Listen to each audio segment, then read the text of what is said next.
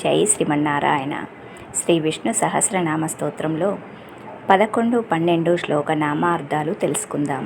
అజహ అంటే జన్మ లేనివాడు, భగవంతునికి జనన మరణాలంటూ ఉండవు. సర్వేశ్వర అంటే దేవదేవుడు, అందరికీ అతడే ఈశ్వరుడు. సిద్ధ అంటే స్వయం పరిపూర్ణుడు. సిద్ధి అంటే పొందదగినవాడు, మోక్షస్వరూపుడు, చైతన్య స్వరూపుడు. సర్వాది అంటే అన్ని జీవులకు ఆధారమైనవాడు. అచ్యుత అంటే చ్యుతి లేనివాడు, అంటే నాశనం లేనివాడు.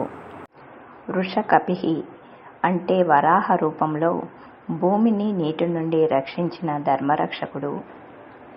వృషహి అంటే ధర్మం. కపి అంటే వరాహమూర్తికి మరో పేరు. సర్వధర్మాలను రక్షించేవాడు కాబట్టి వృషకపి అన్నారు.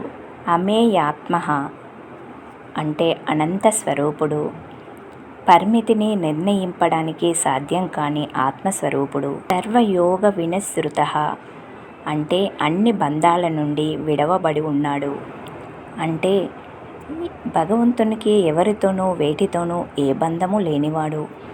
ఇప్పుడు 12వ శ్లోక నామార్థం తెలుసుకుందాం. వసు అంటే వసించువాడు, సర్వజీవులయందు నివాసముంటాడు. వసు మనః అంటే ప్రశస్తమైన మనస్సు కలవాడు. వసు శబ్దానికి ప్రశస్తమని అర్థం. రాగం, ద్వేషం, కోపం వంటి కలుషితం లేని ప్రశస్తమైన ఉత్తమమైన మనస్సు కలవాడు శ్రీ మహావిష్ణువు. సత్య అంటే సత్యస్వరూపుడు, మార్పు లేని శాశ్వతుడు.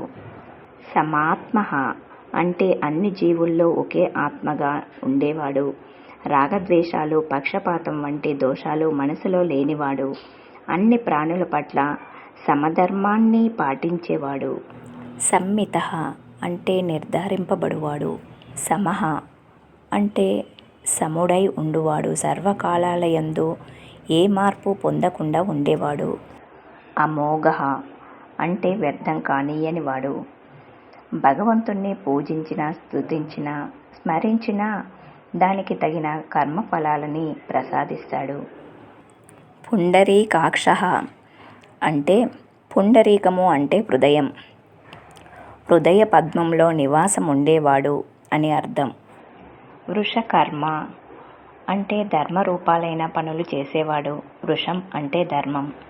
వృషాకృతి అంటే ధర్మస్వరూపుడు, ధర్మ స్థాపన కోసం అవతరిస్తూ ఉంటాడు.